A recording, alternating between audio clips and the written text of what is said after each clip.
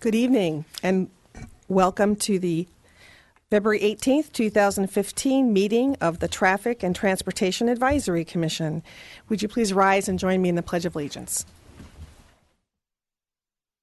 I pledge allegiance to the flag of the United States of America and to the republic for which it stands, one nation, under God, indivisible, with liberty and justice for all.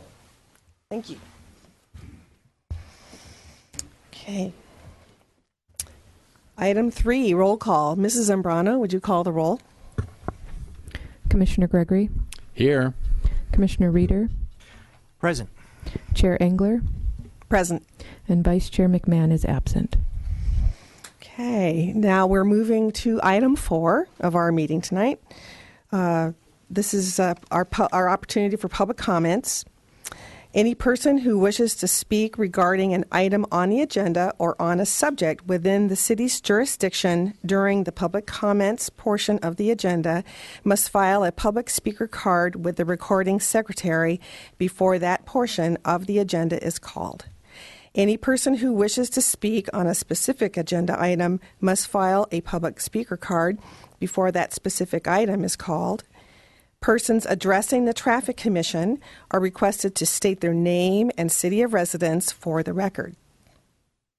Under state law, issues presented or introduced under public comments can have no action and will be referred to the Traffic Engineering Division Manager for the administrative action or to be scheduled for a subsequent agenda. As a reminder, there is not to be any dialogue between the audience and the commissioners at any time, as TOTV can only record your comments when you're speaking into the microphone. If you are unable to come to the podium or should you need to step away from the podium while speaking, a wireless microphone is available for your convenience. It would be greatly appreciated if you'd silence all cell phones during the commission's meeting. Each speaker will be given 3 minutes. The recording secretary will set the timer accordingly. The green light on the timer will begin counting down the 3 minutes. When the yellow light is displayed on the podium, you will have 1 minute left, so please begin wrapping up at that time. The red light indicates that you have spent your 3 minutes, so please stop speaking but remain at the podium until questions, if any should occur from commissioners, can be answered. Okay, we have no speakers for public comments, but this information will apply when we get to the next section under the engineer's reports. Okay, before reaching this engineer reports, I want to say we have summary notes from last month, item 5. Everyone had a chance to look over those notes? Any comments? Okay. All right, item 6, engineers reports. Mr. Mashiko, can you present something for us? Yes, thank you, Chair Engler. We have a slideshow on the big screen over off to the far right of the room, or far side of the room. This is a petition request for speed humps on Newbury Road east of Hague Road. This item was continued from November of last year. Here's a location map that shows Newbury Road just south of the 101 freeway. We have Lynn Road to the east, Venture Park Road to the west. Hague Road runs north-south in between these two roads. The area circled in red is the residential segment of Newbury Road that we're considering this evening. And just to the west of Hague Road is a higher speed 40-mile-per-hour zone adjacent to this residential road segment. It's fronted by a mix of commercial businesses, medical offices, and multi-unit residential development.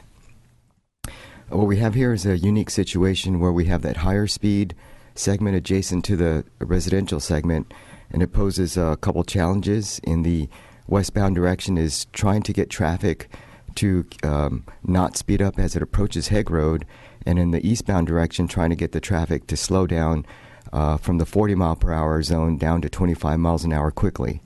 In response to that, the city installed a radar feedback sign in the eastbound direction March of last year, which has resulted in some speed reduction.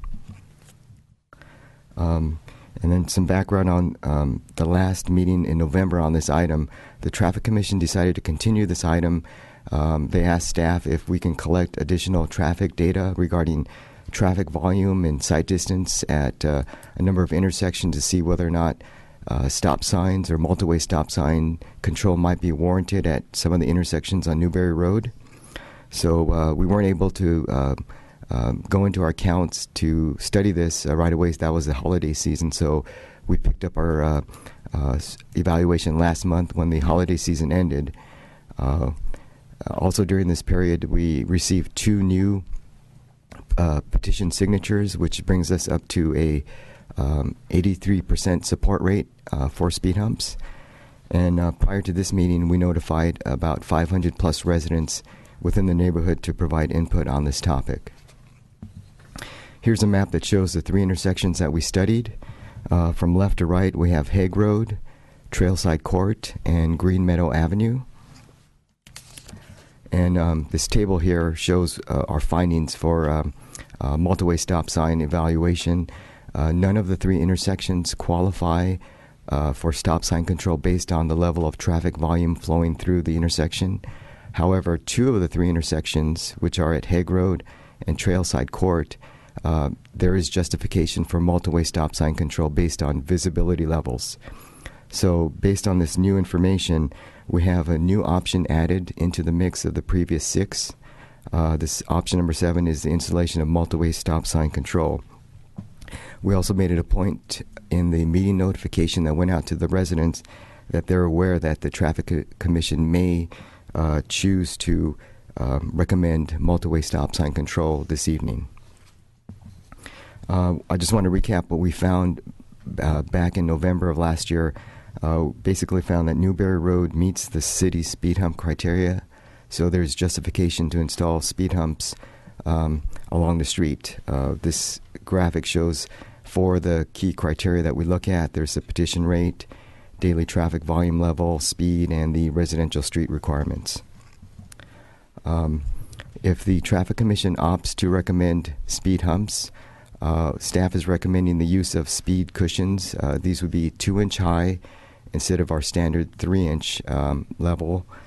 These were recently installed in Calle Levo a couple months ago, and the reason for this is to minimize traffic diversion within the neighborhood. So if speed cushions were to go in on Newbury Road, the idea is to try to keep as much of the traffic on that road instead of diverting it through the neighborhood.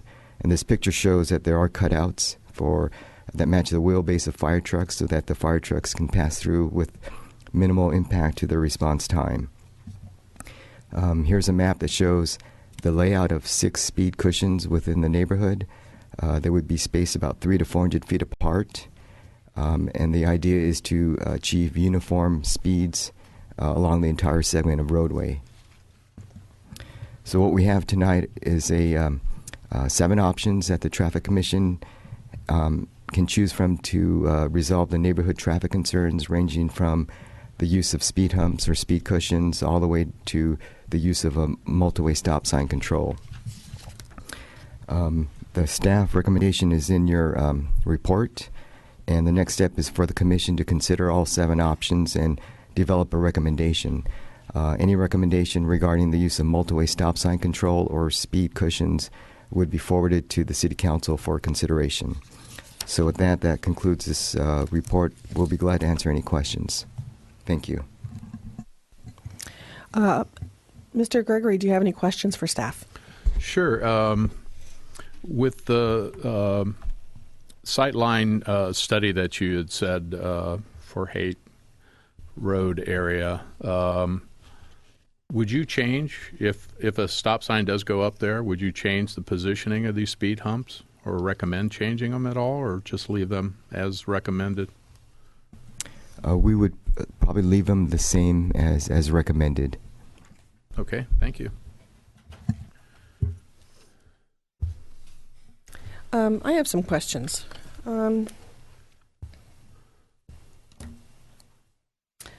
When I look at the map and I'm looking at traffic leaving the area, I have a question because I didn't take this route and I don't take it often when I leave Newbury Road. But if I'm exiting Newbury Road via, if I'm leaving the area from Capitan, if I want to turn left and go northbound on Lynn Road, can I turn left, or is there a divider there on Lynn Road?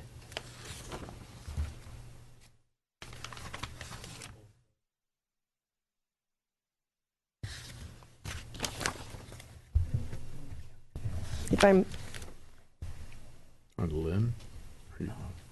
if I'm traveling out to Lynn Road via Capitan, when I stop at the intersection with Lynn, is it a left turn or a right turn only?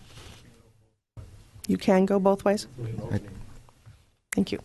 So I do know the neighborhood, but I don't drive it all the time, and I don't know that.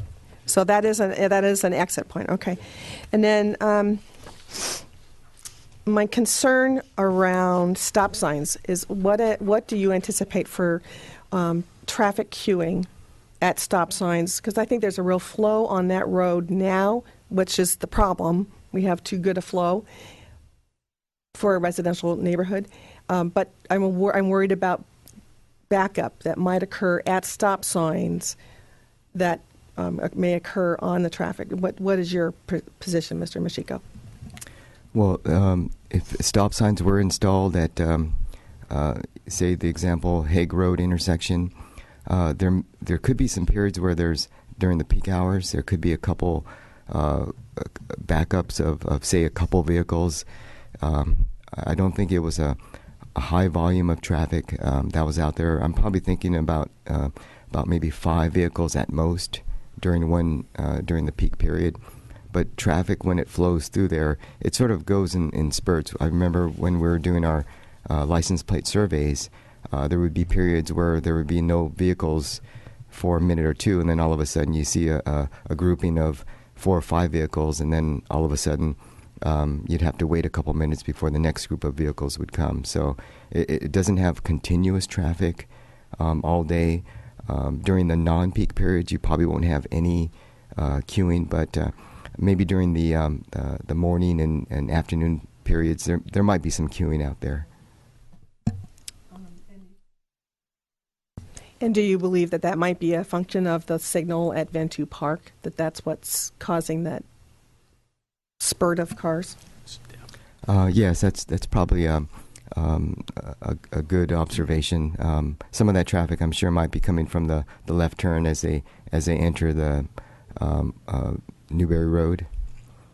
But one thing I would like to add is in terms of speed, there would be reduction in speed in the vicinity of stop signs. Usually within the first 300 feet of a stop sign, cars are going to have to slow down, or they're just beginning to accelerate. So you're going to see a slowing effect due to the influence of the stop sign.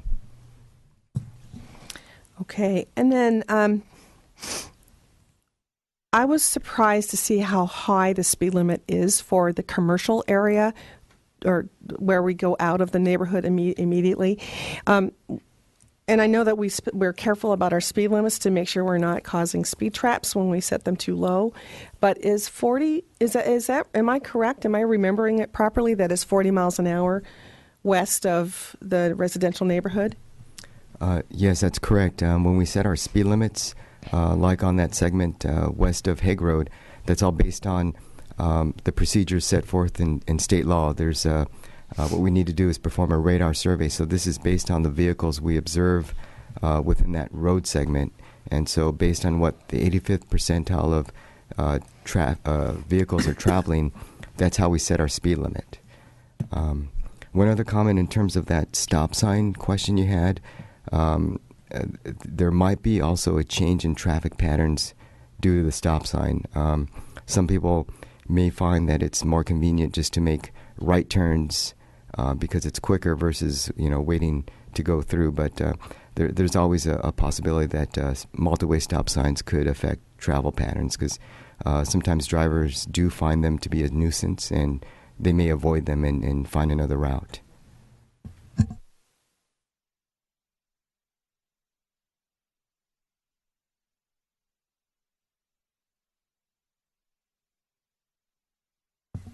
All right, that does it for me at this point. Commissioner Reeder? Yes, Mr. Machiko, just to elaborate on the last point you made, our meeting in November seemed to revolve around alternative patterns of traffic. The speed humps, or speed cushions, I should say, we all agree alter the traffic patterns. And you just mentioned now, so do stop signs. So how would you advise us to say which is least likely to change traffic patterns, speed cushions or stop signs? Good evening. I think I want to answer that, or at least make a comment. If we were to install a stop sign at Haig, what the impact of that may actually limit what I would call short traffic. In other words, the only people that are probably going to now go into that neighborhood are the people that are living in that neighborhood, and those leaving will only come out because it would be a lot easier to take that right turn up Haig, get up to the light, get on Lynn, and away you go, rather than stop sign. Stop sign. If there were a second one, you're probably going to be less likely to go into that neighborhood. So I think that's probably going to be the biggest effect. Those most impacted are going to end up being those still in the neighborhood, because obviously they're now, as they leave the neighborhood, are going to have to stop. So, wasn't it a fact, though, that most of the vehicles traveling too rapidly were actually residents of that neighborhood? We don't know which vehicles were traveling too rapidly. We do know that there was not a lot of shortcut traffic, but there was some shortcut traffic. So again, you cast a broad net. Mm-hmm. To follow up on your previous answer, would it be possible to construct the intersection of Haig and Newbury Road to have a right turn only traveling eastbound on Newbury to encourage people to travel up Haig, and that right turn only would not have a stop?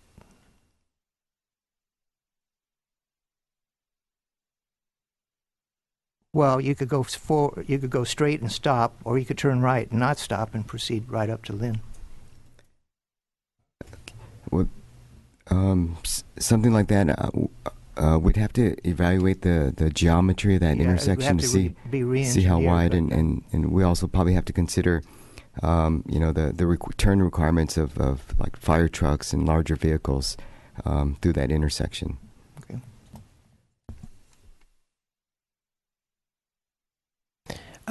Commissioner Gregory.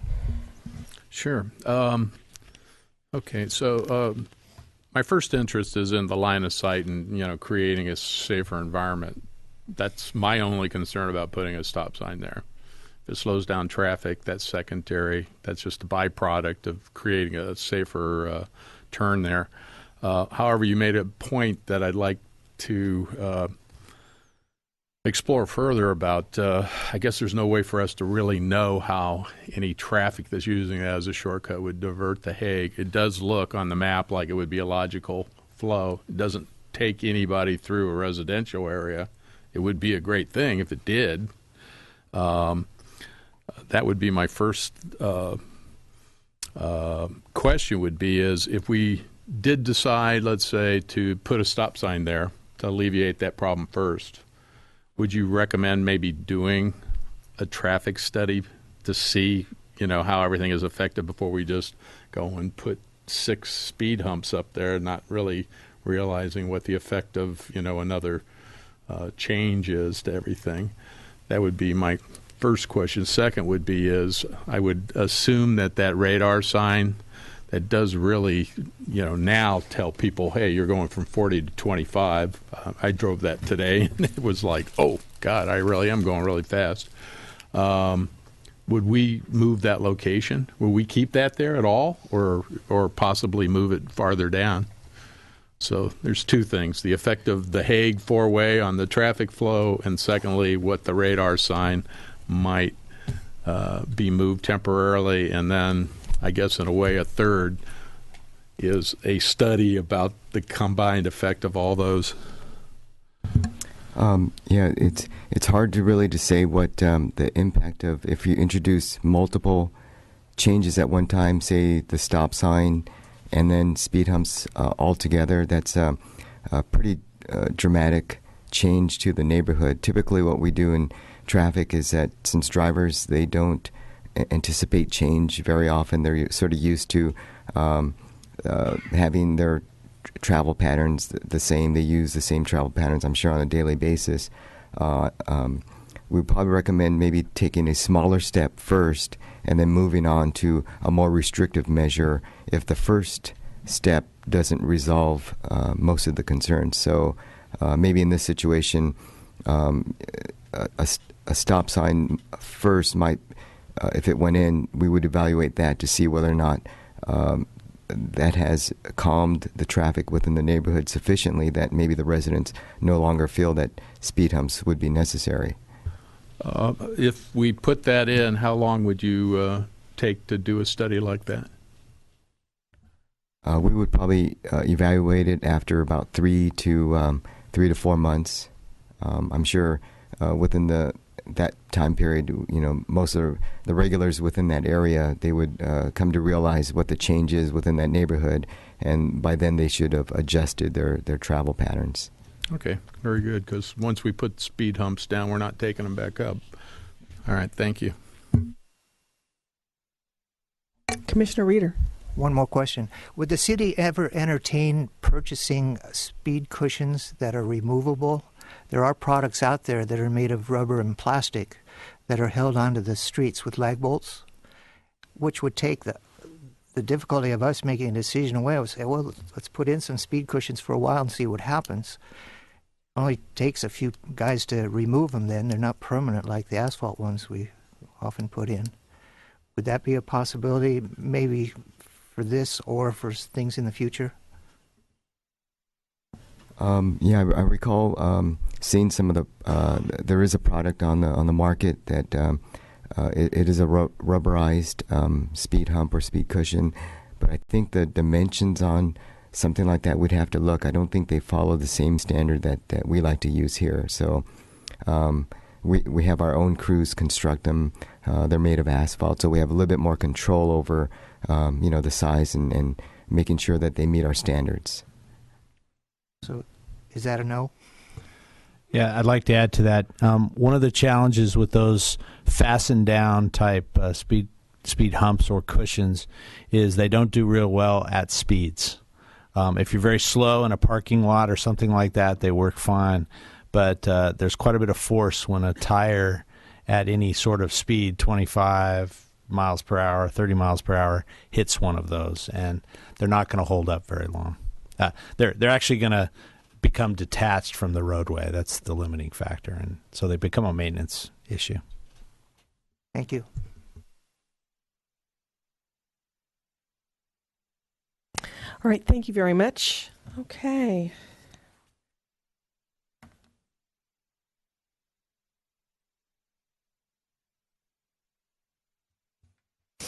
All right, now we'll have public comments for this item. Our first speaker is Rick McHenry. Please come to the podium and announce your name and city of residence for the record. Have that screen up and be able to speak from this side. I want to point to the screen. Do you need a microphone?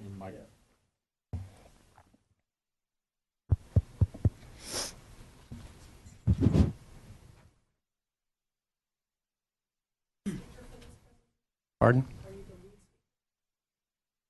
I hope so.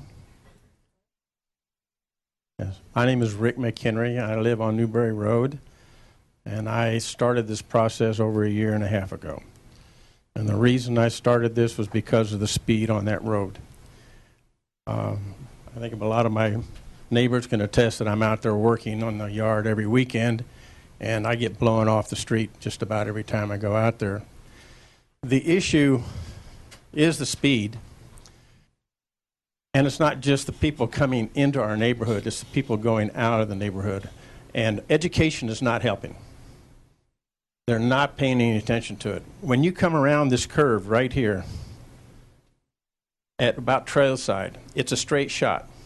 They know that it's a 40-mile-an-hour zone here, and they start up, and you can hear them coming, and they are doing 50 miles an hour, 60 miles an hour on the weekends.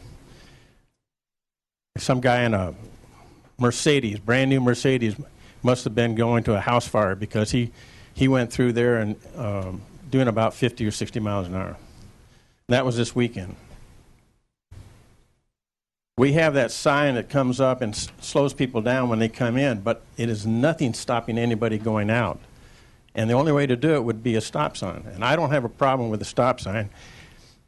The traffic, when the traffic backs up here in the evenings, this becomes a runway with people trying to get around that traffic. So if there was a stop sign at Hague, they're not going to run through the neighborhood. I can envision when they come down this road right here, if there was a big sign with a big arrow saying, turn right up Hague Road, it might slow some people down a little bit. But it would have to be a big sign. And the striping would have to show that that's the major thoroughfare going through there. I would love to have a stop sign in lieu of the speed humps, but something's got to happen. Something's got to slow this traffic down. Those are the end of my comments.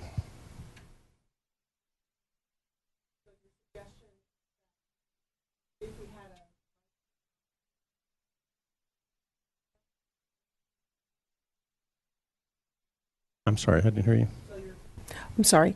So you're suggesting at the stop sign having a large sign that shows turn right on Hague Road for through traffic? Is that the type of wording I'm looking at for a sign there?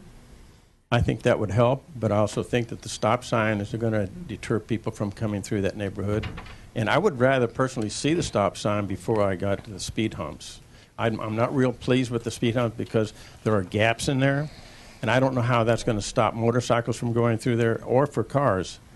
I've been up into Oak Park, and their speed humps go all the way across the road. They are about 10 or 12 feet wide, and they're about 3 inches tall. And you slow down when you hit those. The ones that he has here with the gap in there, what's going to stop the motorcycle from going through there or for a car lining up his wheels with the hump in the middle and his wheels are on the side? I don't know what the spacing is in there, so it's hard for me to decide whether or not I really want those.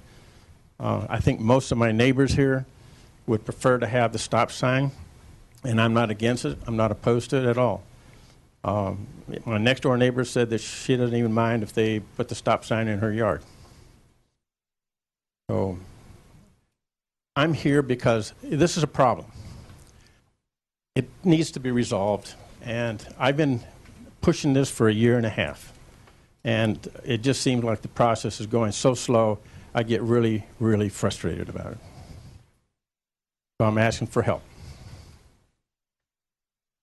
Thank you very much. Any questions, Mr. Reader? In your opinion, Mr. McHenry, I'm sorry. In your opinion, Mr. McHenry, what are you suggesting? Just one stop sign?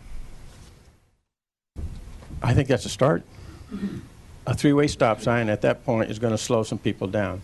If it doesn't help the safety issue that we have on Trailside, where people, when they're coming around that road at 40 and 50 miles an hour, they have to nose out to get around because cars are parked on the side and you can't get out into the intersection. You can't get through it.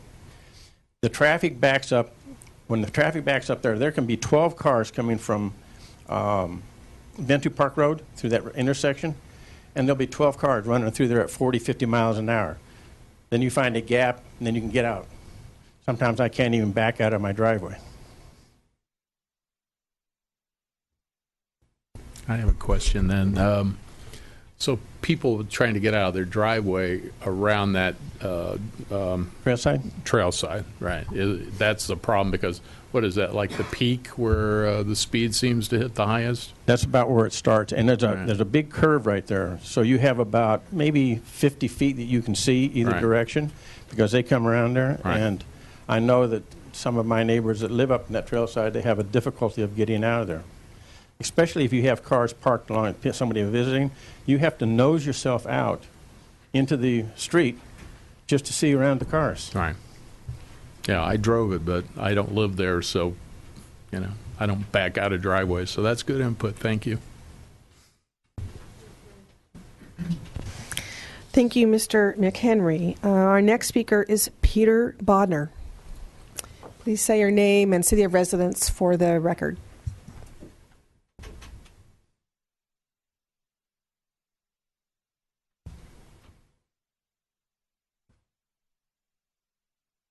Hi there, my name is Peter Bodner. I live on Castilian, just about 100 feet from Rick.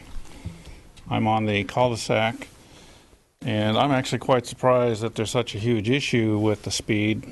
I mean, I haven't seen any accidents there in years, but it is faster, and I do agree with Rick that the speed is probably too high. Now, many years ago, when they first put in had offerings to put in the medical center and the spine center, we had suggested to the Traffic Commission that they put in a stop sign at Haig. That's a natural barrier there between the 40-mile-an-hour zone and the 25-mile zone in the residential. But at that time, we were told to go away, that they knew better. I still strongly suggest that you put in the stop sign at Haig.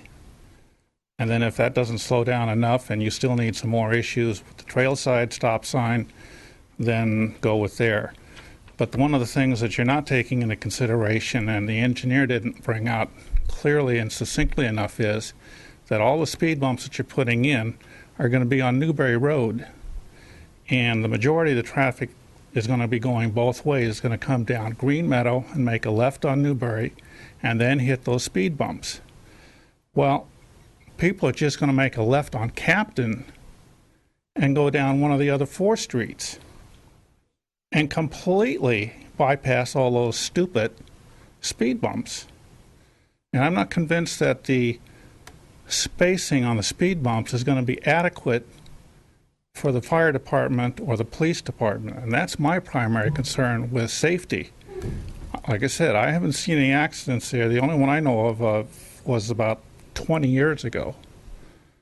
And the area is getting gentrified, which means there aren't a lot of kids going out on the street, but there are more and more elderly people, and they're more likely to be using fire departments and ambulances and things of that nature.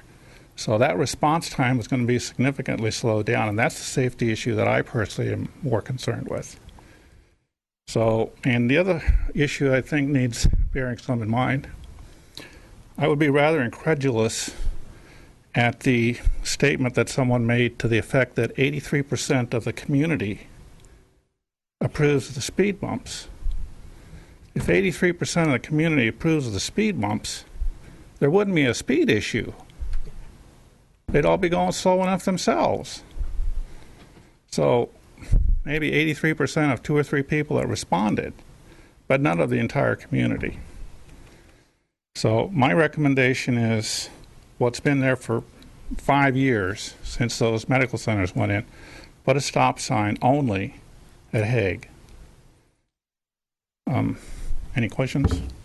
I have a comment. The 83% was the homes fronting Newbury Road who signed the petition in favor of speed cushions. That's the 83%. It was not of the entire community that was noticed for this hearing.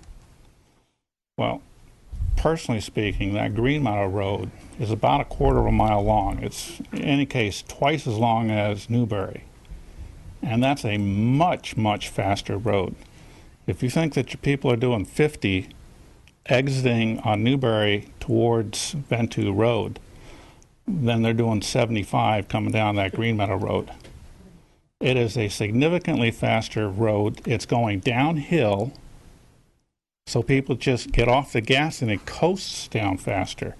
But the community there doesn't seem to have an issue.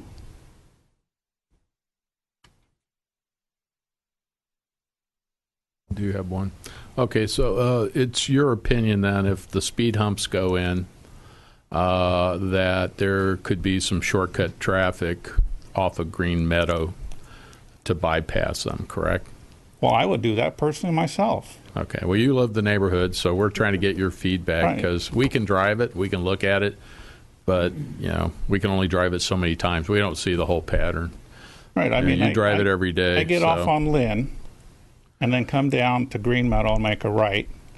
and then go over to Castilian.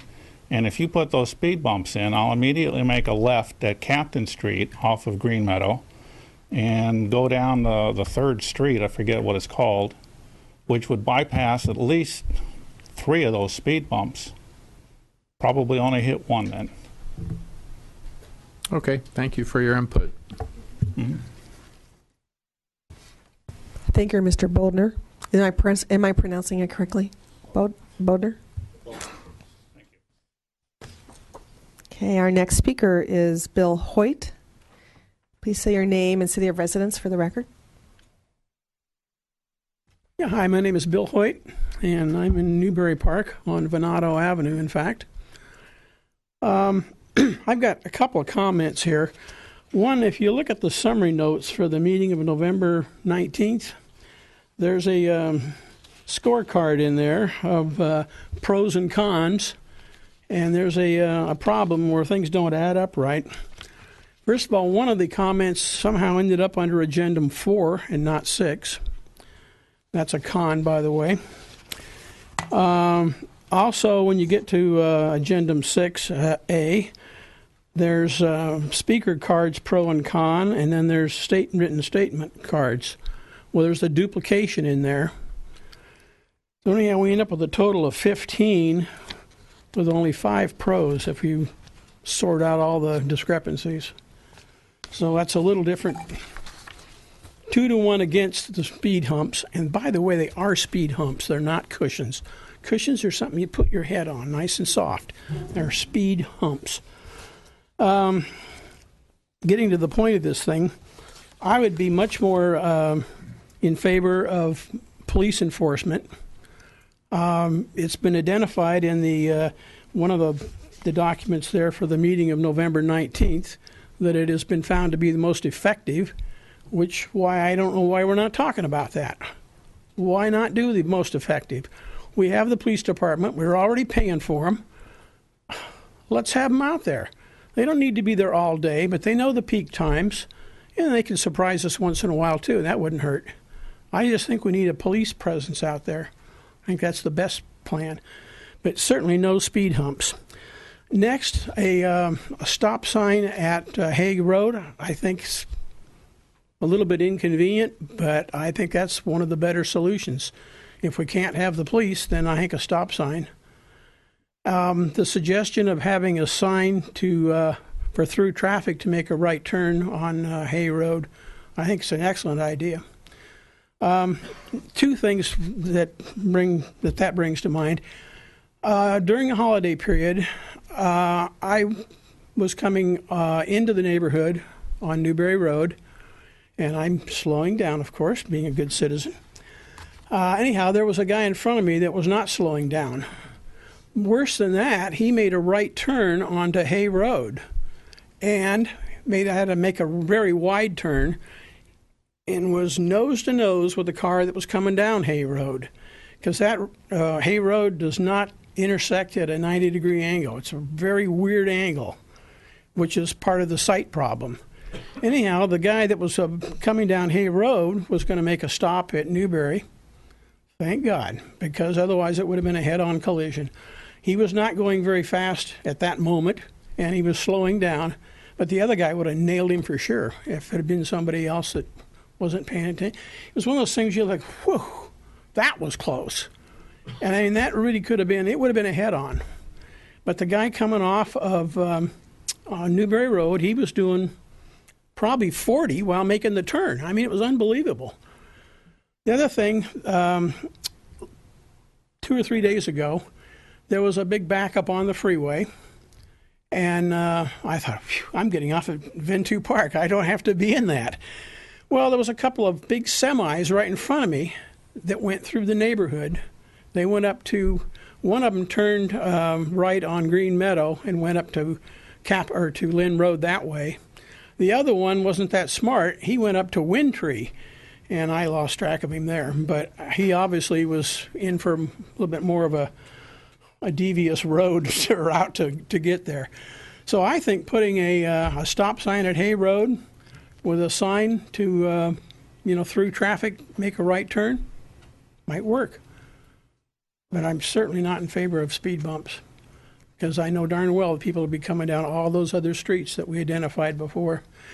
Incidentally, on that map, just so you'll know, the roads or the streets that intersect with Capitan, they all have a stop sign except the one at Lindawood, where people would be making a right turn onto Lindawood and going down to Castilian.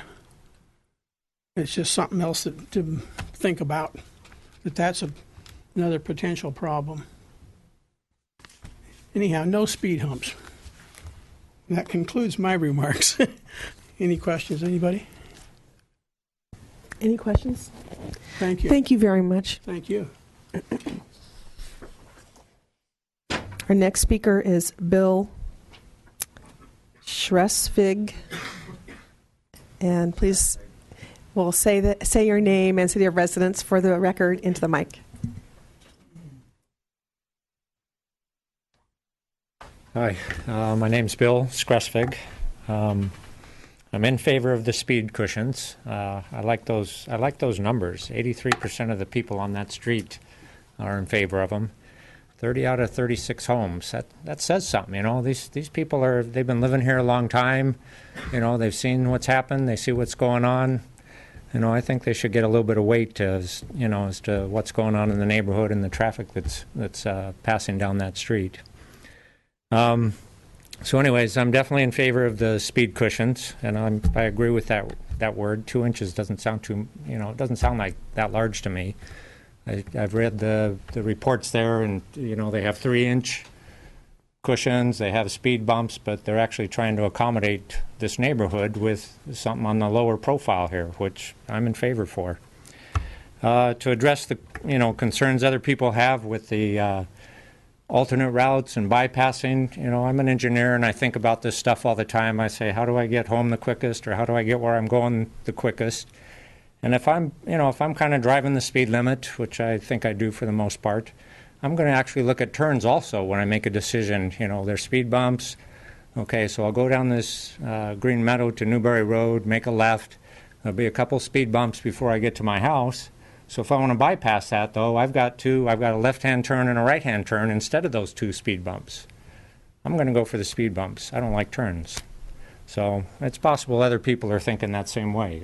Maybe it's not as bad as you think as far as people taking alternate routes and that. A couple other things. So I said I lived on this street since '91. I like to go down to the park a lot. I got friends across the street, so I like to cross Newbury Road. I like to walk across. And where I live is right across at the Trailside. So I'm right across Trailside Court there. And that's a dangerous area to cross because you can't see either direction very far if traffic is speeding through there.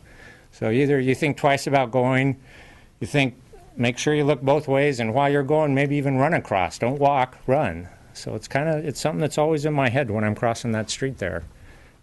So whatever we do, I'd like to see, something done on this street. I think it's dangerous. So also, whenever, like we have friends or relatives coming over to the house, I get with my wife and we say, okay, let's get our cars on the other side of the street or down the street. Let's free up the driveway. Let's make sure we got parking in front of our house, because I don't want anybody coming there and having to open the door on the traffic side or let little kids out with what happens on that street. So I'm always thinking of that, like get them out, tell them to park on the driveway. We made space. It's a dangerous street there. Okay, so that's my comments. I'm in favor of the speed bumps, speed cushions. I have a question for you. Okay. Considering where you live across the street from the cul-de-sac with Trailside, yes. Are you, and I thought I might have seen an email from you, but I'm not sure that's true or not. Today, yes. Today. Mm-hmm. So were you were opposed to a stop sign at Trailside, is that correct? No, my preference is the speed bumps. And then if that's not going through or approved for whatever reason, then definitely the stop signs, yes. Okay. So my preference, though, was speed cushions, yeah. All right. Thank you. Okay. Anyone else? Okay. All right. Our next speaker is Bill Schwartz. Please say your name and city of residence for the record.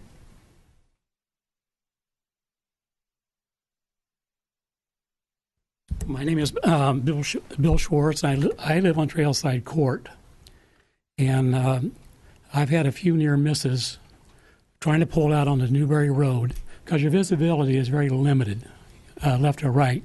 You don't have very far to see oncoming traffic, and especially if people are parked on Newbury Road, it even makes it more difficult to pull out.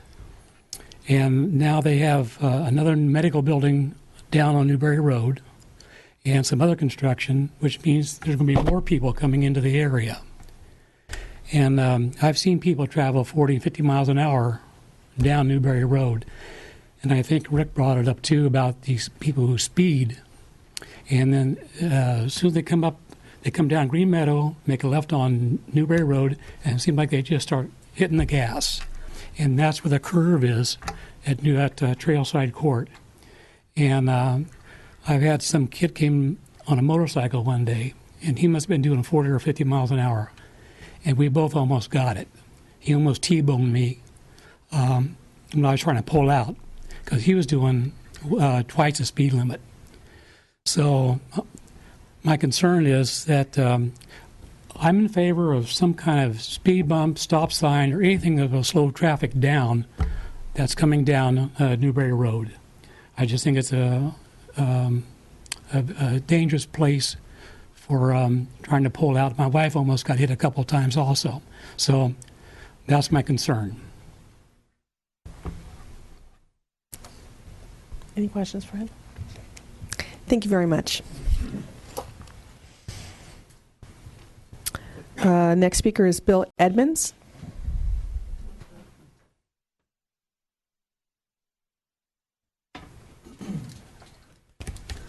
Good evening. My name is Bill Edmonds. I reside at 263 Ensenada in Thousand Oaks, and we've been a resident of Thousand Oaks for 30 years. Our line of sight from our property looking east down Newbury Road is to the corner of Green Meadow and Newbury Road. On numerous occasions over the years, I've seen cars speeding west on Newbury Road in excess of at least 40, 50 miles an hour up that road. So it is a very dangerous road. But I'm in favor of the speed cushions. Something needs to slow that traffic down. And what's being spoken about here this evening, it seems to be, the attention seems to be more on the west end of Newbury Road down towards Haig. There's speed from the other end, from the east end at Newbury Road and Green Meadow. That is tremendous speed coming up that road. And I've been in fear over the last 30 years of a car ending up in our front yard. Thank God that has never happened. We have had accidents there. Parked cars on Newbury Road have been impacted. Fire hydrants, also they're at Trailside and Newbury Road, was sheared off some years ago. So this needs to be addressed with, I think, the speed humps. I am concerned, however, too, and it's been addressed, about traffic being diverted away from Newbury Road and using the other access streets, such as Ensenada. And our street, Ensenada, is being used now as cars head east on Newbury Road, will turn onto Ensenada at tremendous speeds and race up Ensenada to Capitan, and then head left and east to Green Meadow, and then on up to Lynn Road. I think they find that it's a shortcut in getting to Lynn Road by taking Ensenada versus curving down to Green Meadow and then going up Green Meadow. And that has been a real problem. I've had on numerous occasions just in this last year to talk to a resident regarding the speeding, a young teenager racing up our street. So speed is a concern, and I think the speed humps, although I do have a concern with the gap in those speed humps, as it's been conveyed and expressed here this evening, about cars being able to navigate between the humps. So there's a concern there that cars will still maybe slow down slightly, but still try to navigate between the humps. So something has to be done. Something has to be addressed. and I think that's the answer. I'm hoping that's the answer. And I'm also concerned about the commercial area. It was mentioned here regarding semi trucks coming through the area as well. It was just a few weeks ago that one of the Nordic delivery trucks, turf truck, was heading east on Newbury Road, turned onto Ensenada, went up our street, turned left onto Captain, and then turned down Charo Street, another access street, back onto Newbury Road, and came back west on Newbury Road. They were turning around. Why would he not just turn on Haig and go up another direction and come back around? But I see it time and time again, and UPS truck, FedEx trucks more particularly, racing around. I had to slow down a FedEx truck twice heading down Newbury Road just the last 2 months. And matter of fact, he came out of Trailside and almost hit a car. But something has to be done, and I hope that the speed humps is the answer. Thank you for your time. Thank you very much for joining us. Oh, you have a question? Okay. Mr. Edmonds, the proposal is to put in 6 speed humps. Would you be satisfied if we actually put in less? Well, if the Traffic Commission says that less would be significant to slow the traffic, yes. Especially at Trailside, maybe a speed hump on either side of Trailside? Sure.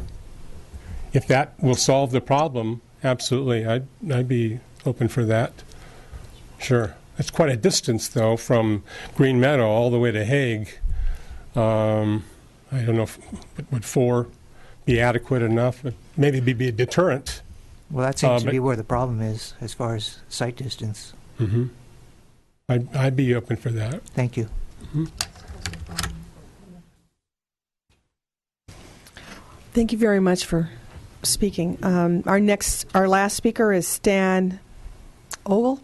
All right. Please state your name and city of residence for the record. My name is Stan Ogle. I live in Newbury Park. I'm one of those residents that happens to live on Green Meadow Avenue. And to clarify Bill's point, I think it's Bill, a lot of Bills, by the way. We on Green Meadow do have a problem with speeders, and we have been twice denied by the Traffic Commission speed humps on that road, even though there's 2,500 cars a day go start at the top of Lynn and Green Meadow. So it is a huge problem. And I'll just tell everybody in this room, the people that are quoting, these miles per hour, they're not exaggerating. These people go incredibly fast. They get off Lynn, they come down Green Meadow, they usually pass me, and I'm waving like a crazy person for them to slow down, and then they hit Newbury Road, and they step on the gas because it's obviously a race to the end. And so, above all, something has to be done now, because this is a serious problem, very serious problem. And it's not just at Haig, it's all the way down that stretch of Newbury Road. So I would be in support of speed humps. Not speed cushions, speed humps that cover the entire road. I appreciate if there's some study that says that speed cushions are better for emergency vehicles. I don't know that I believe that. But speed humps would slow traffic, not necessarily. I don't know if speed cushions would do the same thing exactly because of the gaps. I would be okay with a stop sign on Haig Road, as that is a natural stopping spot. It would be nice if we could get it a single direction, entering the neighborhood and not exiting. That would be great if that could be engineered properly. Haig Road was designated as a thoroughfare for the majority of traffic when we did our Green Meadow study on speed when they denied us the second time. So I would support the speed humps, like I said, because internally to the neighborhood, you have to slow people down. Stopping is going to be great for that particular location, but once you hit Newbury Road, you're entering from the 40-mile-an-hour zone. It's a hill. It's a downhill. And you're going to naturally speed up, and people do. And they hit the bottom of that hill, and Green Meadow Avenue's there, and then they haul buns up Green Meadow Avenue. So internally, within the neighborhood, we need something to remind people and slow people down. If it's a deterrent to traffic, then I would be very happy about that, because we have way too many cars that are not residents coming up and down those streets. Delivery trucks, UPS, FedEx, tow trucks, you name it, we get it. I would support speed humps, well-engineered speed humps. I would support a stop sign on Hay Road. I would not support a stop sign on Trailside. I don't think that's really necessary. I appreciate somebody's situation, but I do think if you just simply slow people down, you're going to probably resolve most of that situation. And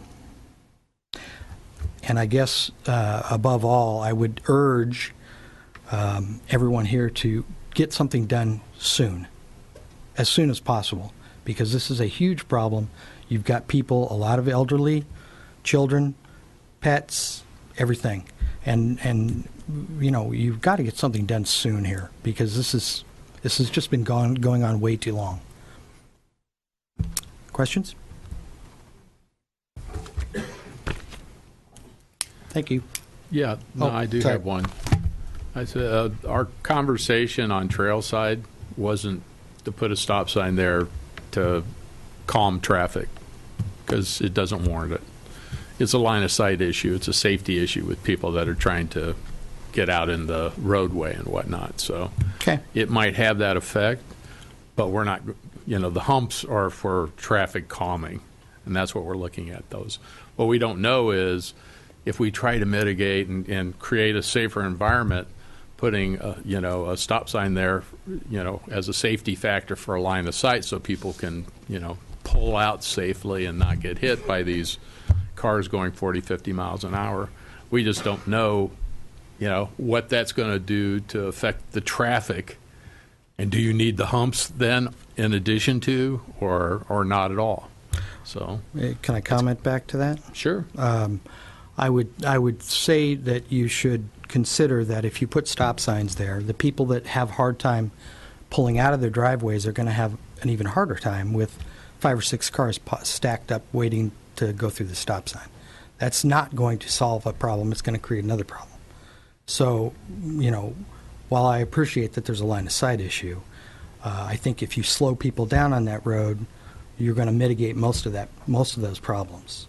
If you put a stop sign there, you're going to create some new problems that you hadn't anticipated before, and a lot of these people aren't going to be able to get in and out of their driveways because they're having to wait for three people to do it. So very good feedback. That. We do appreciate it. Thank you. Thanks. Thank you, Mr. Ogle. All right, this returns us to our lead speaker, Mr. McHenry. Did you have anything you wanted to say as a follow-up?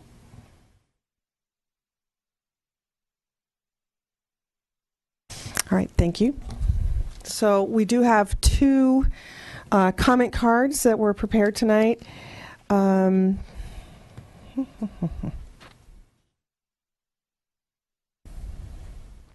One is not in favor of a stop sign at Trailside Court on Newbury Road. And the other one merely says bumps. And I'm anticipating that means they're in favor of speed cushions. But I can't be sure. Anyway, thank you very much. All right.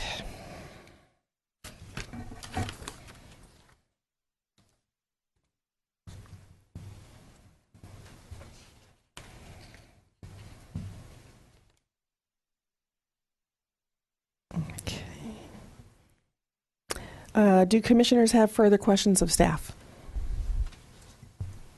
Gary. Sure. it's always appreciative when you guys come and give us the feedback of the neighborhood, because we don't live there. We don't see the patterns. We can guess them. But, we don't want to make a mistake and do something that creates a problem. Okay, we want to solve problems.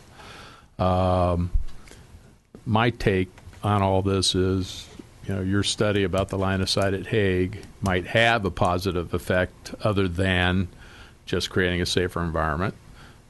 So I would certainly be leaning towards that.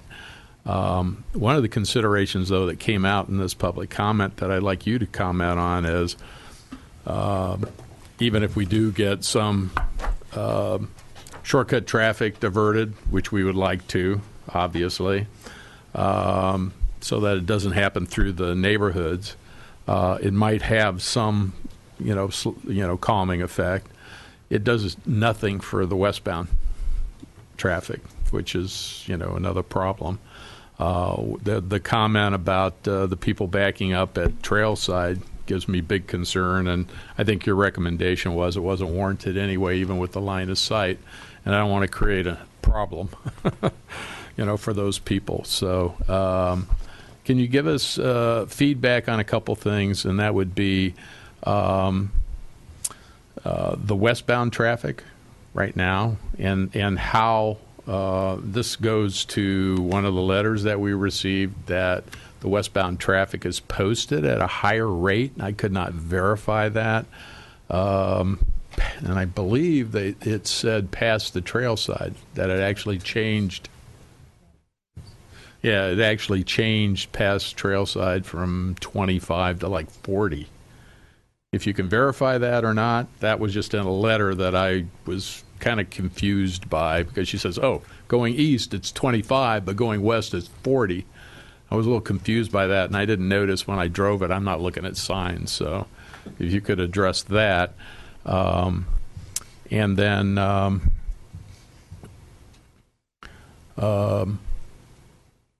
what we could do to mitigate trucks in the neighborhood. If there's signage, if we can put no commercial trucks. There is one? Okay, somebody. Over 2 tons. Yeah. If we could look at the signage for no trucks for that cut through. So, okay, so if you can comment, or I'm going to ask you to verify the signage going both ways, east and west, whether they match up and they're both 25 or one is 40 after a certain distance. Because obviously we have a speeding problem going west, and we're addressing something that may have a calming effect going east. And we're still trying to avoid, creating shortcut traffic that adversely affects everyone. So there's a lot of things in play here, and I'd like to get it right if, we can study this or get your feedback a little more. Okay, regarding the speed limit in the neighborhood, it is 25 miles an hour, everything to the east of Hague Road.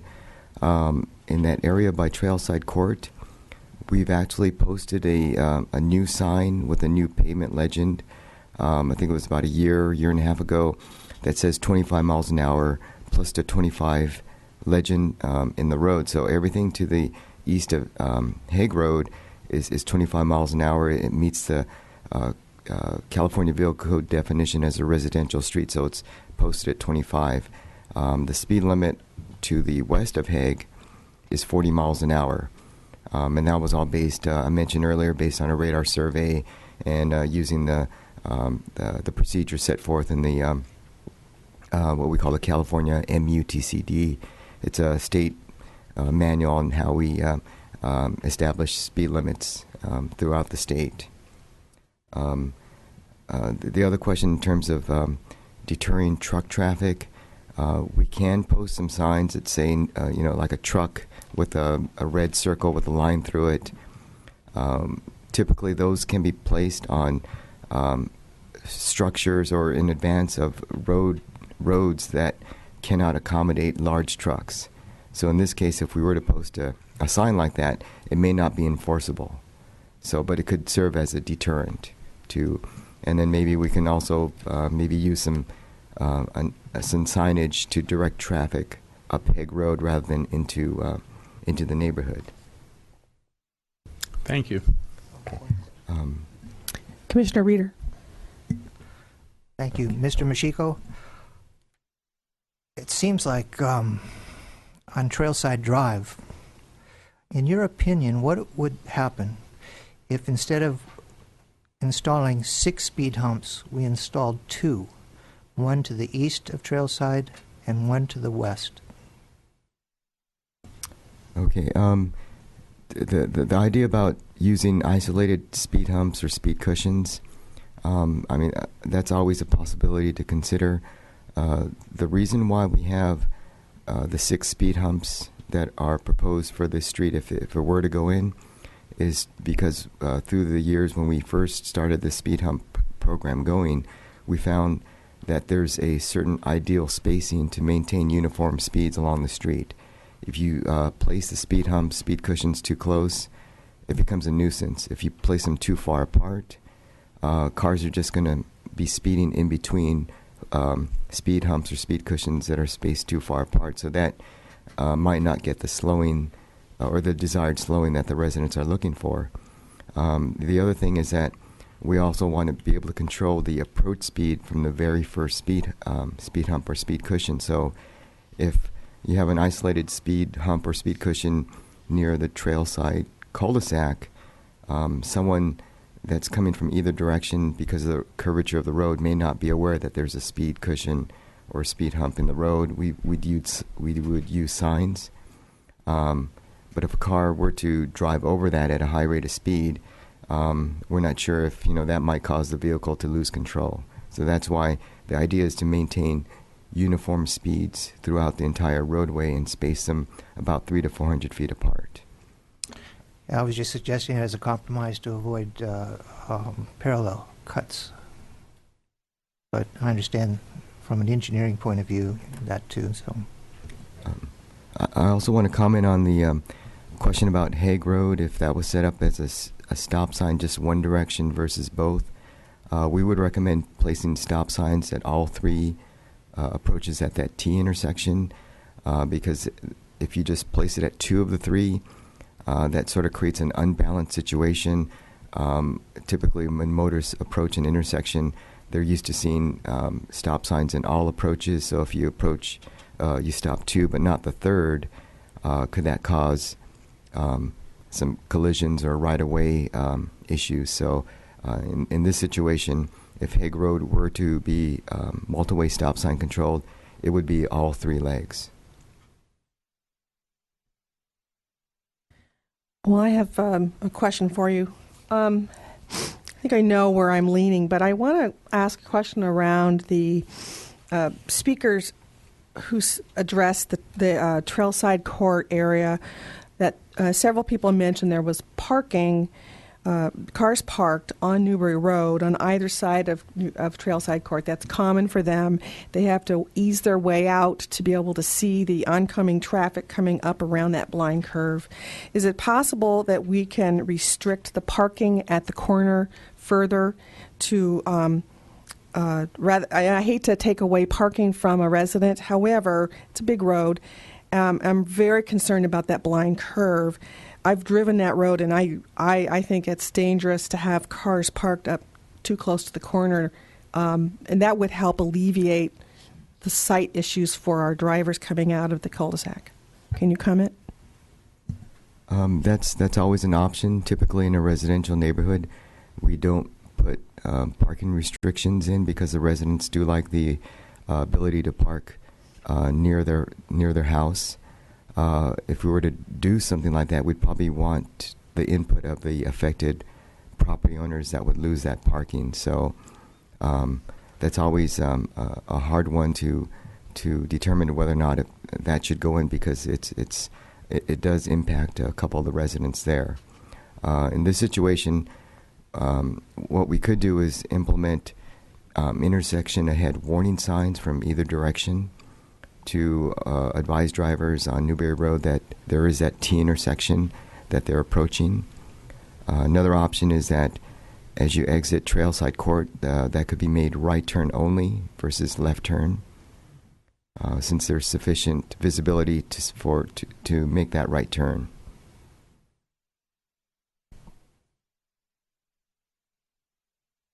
Okay, thank you very much. Are there any further questions of staff? Are there any questions you wanted to answer for the public? Oh, I'm sorry. Mr. Gregory? Yeah, I do, because I thought there was some confusion as to the effectiveness of humps versus cushions. And I know cushions are somewhat new for us. I even have my concern as to people trying to dodge them and whether they're going to create the slowdown that we, intend or not. Can you share your opinion a little more about why, you're considering putting cushions here instead of humps? Okay. This issue is probably going to be coming up quite a bit anytime we consider a petition for speed humps. I guess the main reason why we're looking at speed cushions nowadays is that we're also placing a big emphasis on emergency response, and we know that with the speed speed humps, that does impede and reduce their response time. But with the speed cushions, they do have those cutouts, so it places less of a restriction on the fire trucks, so they can get through. The trade-off with that is that in order to achieve minimal impact to response time for the fire trucks, the design is changed on that for that device, which may not have the effective slowing as a speed hump. But as far as what we know is that they do reduce speeds. We made some modifications recently on Windsor Drive. I took a radar measurement out there, and I believe those are 2 inches high. The speeds we're finding are roughly between 25 to 30 miles an hour on average. So it doesn't slow all the drivers down. Just like with speed humps, you're still going to get certain drivers that will drive that road as if it doesn't have speed humps. But it does have the speeds down to a more manageable level. All right, thank you. I do have one other additional, and that is, I guess this problem has gone on for a long time. I see how we can remedy the line of sight issue. I can see how that might help us divert traffic, down Hague, to alleviate the shortcuts. I know I talked earlier about how you would phase this in, but what would be the overall effect if we said, let's put in the Hague stop sign, let's put in the speed humps, let's do the no truck signs, let's, get those up in place, see what we can do to, create, direct traffic a little more right turn on Hague, put the intersection, signs up around Trailside. Would you recommend doing that all at once if it's, in your opinion, warranted, or how would you phase that in? Well, generally with traffic, we do many times take a approach where we implement the less restrictive measure first, and if that doesn't work, we resort to the next level, and then ultimately the highest level of restriction, and in this case, it would be the speed cushions. So it seems maybe what might make the most sense is to mitigate the sight distance issue, since we know that issue does exist, and then reevaluate the situation in about 4 to 5 months, and then take some additional surveys of traffic, speeds, volumes, see how it affects the neighborhood, and then we can always revisit the issue of the speed humps, speed cushions later. So you would recommend just delaying the humps being installed after, or could we go ahead and, let's say, vote on approving it? Now, I don't know if the council would do it this way, but if we approve the stop sign, then if, because I believe the humps meet all the criteria as it stands right now, which is rare, I know, in the city, because we don't put those up that often, because once they're up, they're there for good. could we vote on everything now? And given that the numbers do not change significantly, see if it can get approved to put those in after that short time period? Or would you recommend we just have another open meeting and discuss this further? I'm going to take this one. As traffic engineers, we like to stand behind the data. And if you change a traffic condition, we would hope that we would be able to reevaluate that data and bring it before the Traffic Commission. And if we find that the data still meets the city's requirements for speed humps, at that point in time, you would have a strong case for moving forward with the speed humps. My concern is if you do two things at once, you add a stop sign. What if when we come back to you, the data no longer supports the speed humps? And again, when we take this to the council, I'm confident that question will be asked. Okay, makes sense. And I hate to see it delayed, but let's do this the right way and get the right solution in. So thank you. Okay, so I'm going to ask you to clear up that muddy final statement you made. So, because I'm very concerned, I think, I know the road. Driven in the neighborhood. One of the speakers tonight knows me. I'm familiar with that neighborhood, but I'm also very concerned about we obviously don't want to leave it, but I do see how well that Newbury Road flows, and it is a very fast road. So I'm worried that we are putting off something that we've deliberated on quite a bit of time. My concern is around the transition from the commercial speed limit of 40 miles an hour. There's 30 miles an hour. There's changing widths from wide to narrow. There's funny projections. I'd like to really address how traffic is flowing through that neighborhood, whether into the neighborhood or out into the commercial area. So, Mr. Finley, is your staff in favor of the speed cushion recommendation, which is the petitioner's request?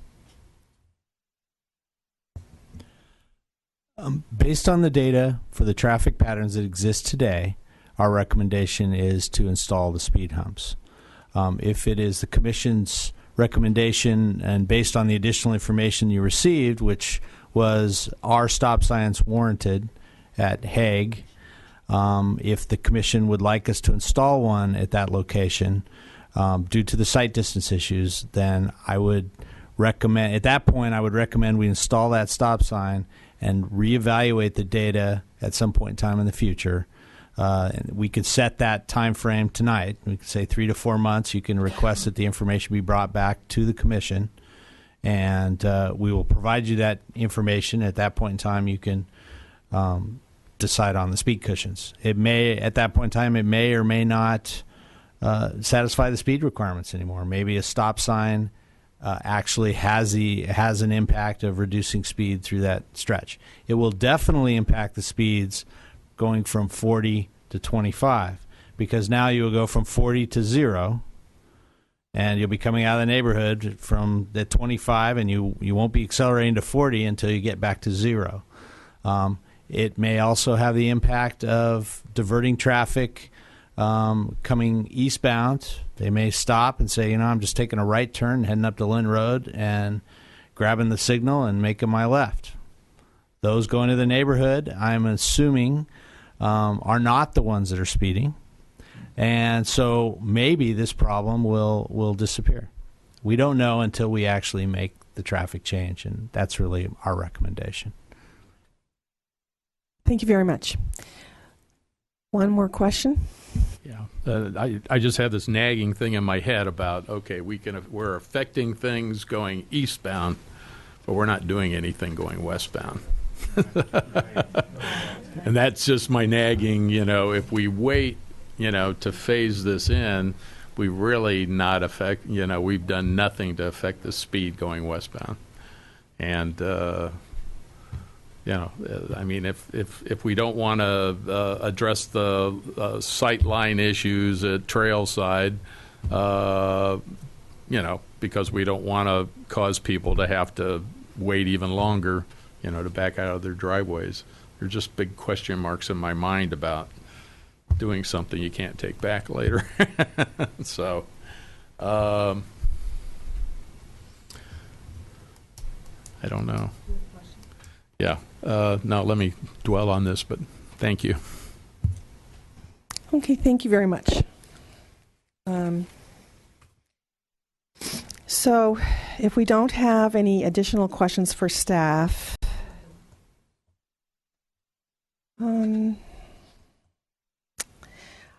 going to close the community hearing at this point.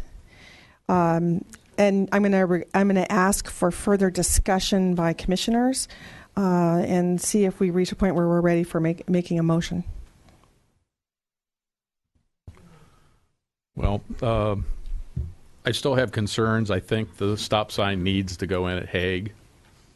If I delay making the decision on the humps, my personal self, I want that time period for the evaluation to be as short as possible. I would also say that if it does affect the numbers some, but not significantly, even if it drops below the warrants, I would still endorse putting them in. Okay, because we've done one positive thing that have only taken the criteria down a notch. But I don't know if a 3-month period is that big a deal, just to see how everything is affected. We don't want to create a bunch of shortcut issue problems. I think at this time I would opt for the stop sign, a 3-month period, and then to be reevaluated and vote on whether the humps will have an effect. Okay, yes, Mr. Machiko. I just have a comment in terms of the westbound direction. There's a opportunity to relocate that radar feedback sign. If the stop sign goes in, it could be placed in front of an open area, somewhere near Venado or so, just before you get to Trailside Court. As a reminder, it won't be in front of anyone's house, so that could be a possible solution to resolve the westbound direction.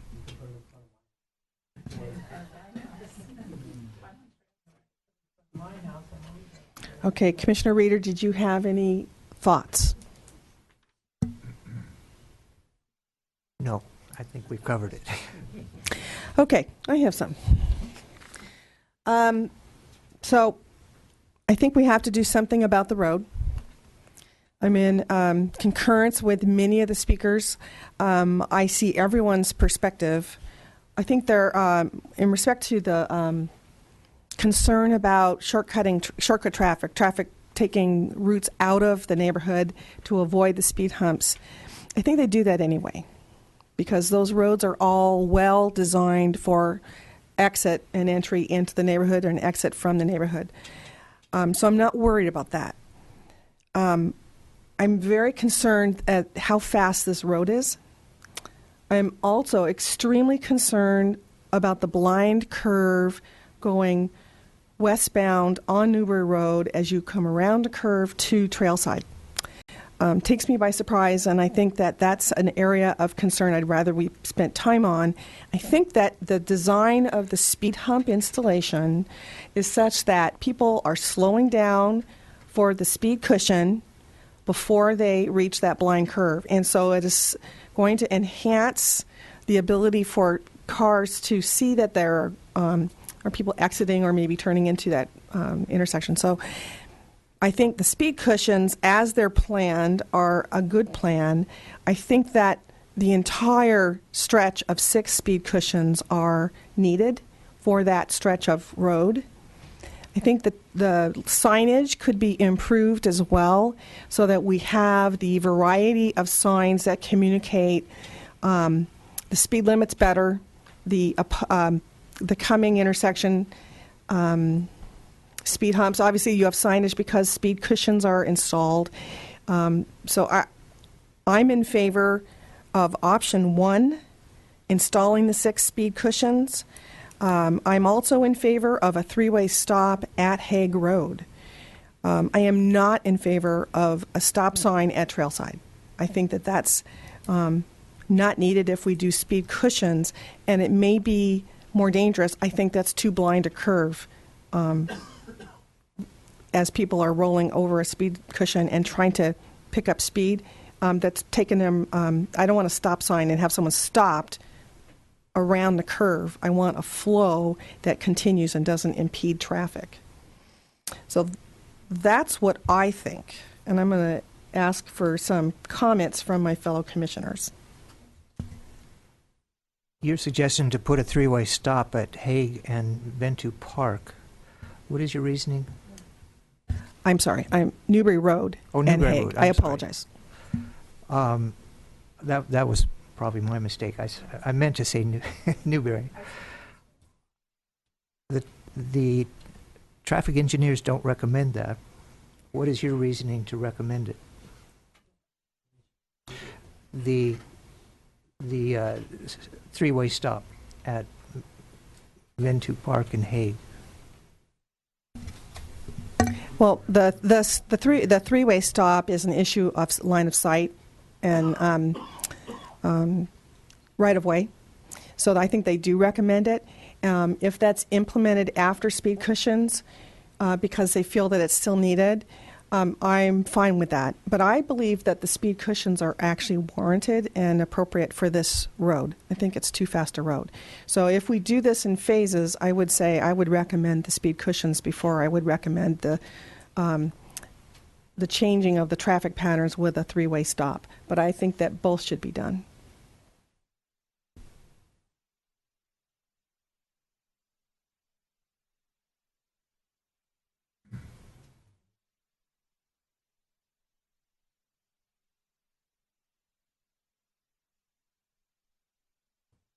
Well, if I could make a quick comment, and I think your suggestion probably is a good one, and that is maybe we should just go ahead and put the humps in and evaluate the sign second. Okay, we're flipping things around because we really have a speed issue both ways. It's much easier and quicker to put in a sign than it is to put humps in, because that's a long approval process. But I do want you to know that if we do it the other way around, the sign will take a while, because humps do not go in a matter of weeks. If I'm correct in that, Mr. Machiko. I mean, saying that it will take a month or two for the council to take this up, what kind of time frame would they put in the humps if we move to make that recommendation? You're probably looking at about 45 to 60 days before the actual humps do go in, because we then would have to design them, put a plan together for the roadway so that our street crews can look at that, and then also order the quantities of asphalt needed to install here, and also order the appropriate signs. So that's once it's approved. We only make recommendations. We don't approve things. Okay. All right. Thank you. Okay, I'm going to move that the Traffic Commission vote to recommend option 1, installation of 6 speed cushions with a three-way stop at Haig and Newbury Road, and along with that, signage improvements to enhance the traffic on the road. Mrs. Zambrano, do you want to call for a vote? Can I make a friendly amendment? No, okay. When your name is called, please say yes or no. Commissioner Gregory? Yes. Commissioner Reeder? Yes. Chair Engler? Yes. The motion passes 3-0. Very good. Thank you. Thank you, guys. Okay. Thank you again, ladies and gentlemen, for coming tonight. We really appreciate your willingness to come and be part of this process. Thank you.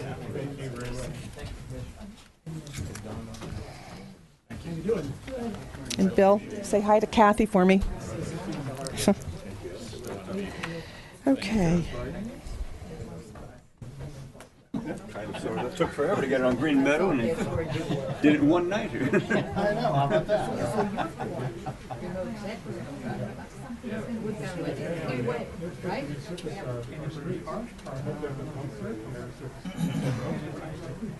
All right, now we're going to move on. I want to make an announcement. All right, ladies and gentlemen, the Traffic Commission makes...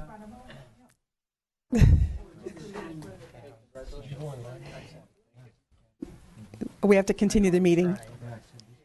All right, the Traffic Commission makes recommendations to the City Council, and the interested parties may attend that meeting and speak either for or against the recommendation by the Traffic Commission. Any person wishing to appeal a decision of the Traffic and Transportation Advisory Commission shall file a written appeal and pay $1,400 appeal fee to the City Clerk's office within 14 calendar days of this decision. The matter will be referred to the City Council at the earliest reasonable and available date. The Traffic and Transportation Advisory Commission's decision of the Traffic and Transportation Advisory Commission's decision. An appeal form is available tonight from Mrs. Zambrano. Okay, item 6B. We had a agenda update from the last bicycle advisory team recommendation, and also the school safety monthly status report, which did not meet since September, so there is no update. Any comments regarding the meeting from the bicycle advisory team? Okay. Oh, I have one comment. Okay. Commissioner Reeder? I found out that people that ride bikes don't like stop signs. Thank you. It's good for us to know what someone else experiences. Okay, item 7, our status report for prior traffic commissioner recommendations.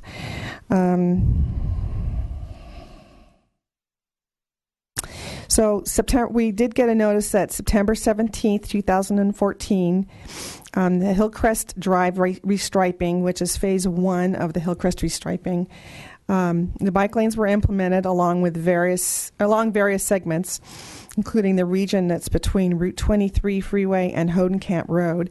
There's still a punch list yet to be completed. But still, I don't know if anyone has driven on that road. I have, and in my opinion, it's beautiful. I think it was a really nice improvement to that area.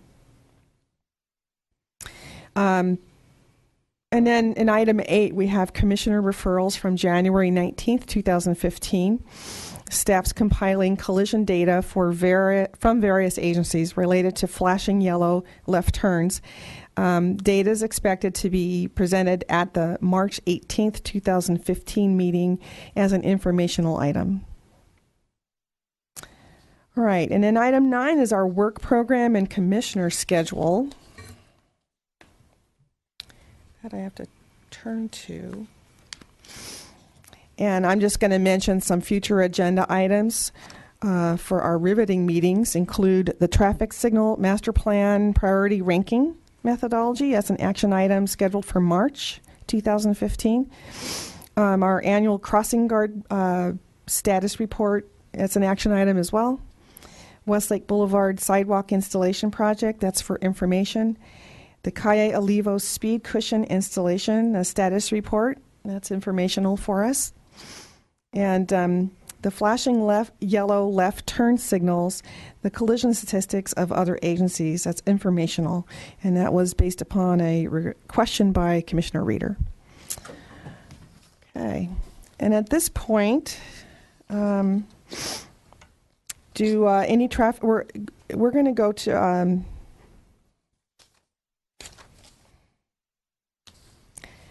item 11, a traffic commission and comments and discussion. Is there anything yet to be said? Commissioner Reeder, or Commissioner Gregory.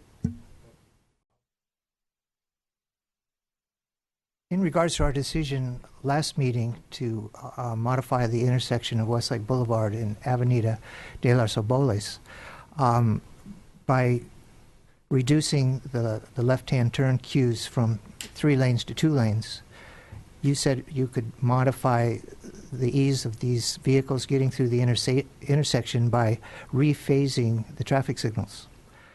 Would it be possible to rephase the traffic signals now?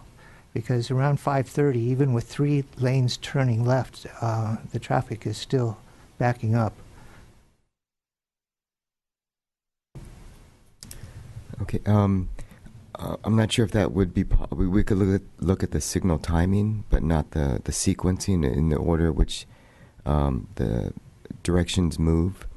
That setup where it's called what we call east and west, or north-south split phase. So the northbound direction has to go at its own time, and then the southbound movement has to go at its own time. They can't go at the same time because of the way the third lane in the northbound direction, that's a shared lane. So that person might be going left or might be going through. So we cannot have that going at the same time when there's a southbound through traffic that's traveling through the intersection. So the way it's set up now, the sequencing, it's pretty much set. We can't modify, but we can take a look at the timing.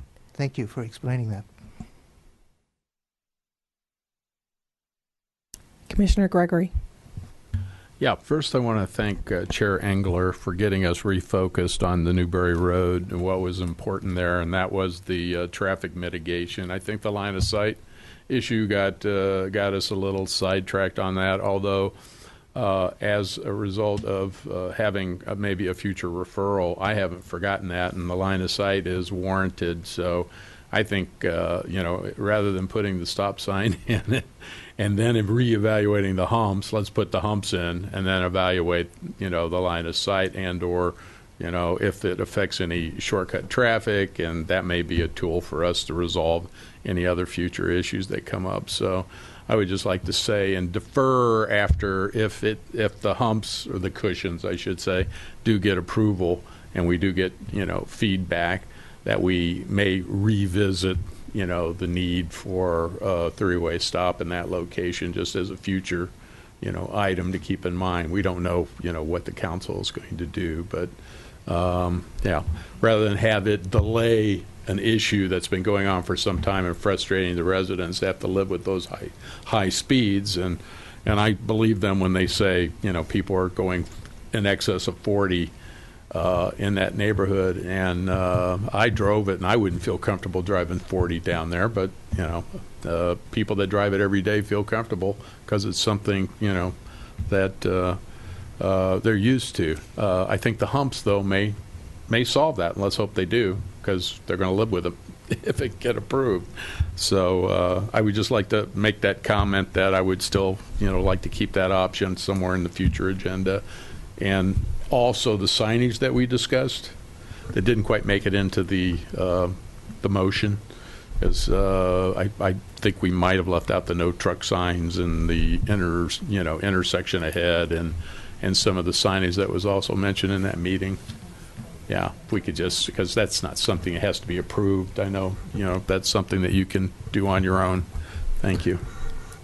Mr. Finley? Yeah, as a point of clarification, I just want to make sure we're clear on the motion, because I think Jim and I had thought you had said both the cushions and the stop sign. I did. That was the motion. The 3-way stop at Haig, as well as the 6 speed cushions. Yeah, I stand corrected then. That's okay. We got you covered. All right. Well, at this point, we're ready to adjourn this meeting. Our next meeting will be held at 6:30 p.m. on March 18th, 2015, in the boardroom of the Civic Arts Plaza on the 3rd floor. Thank you, ladies and gentlemen. We are adjourned.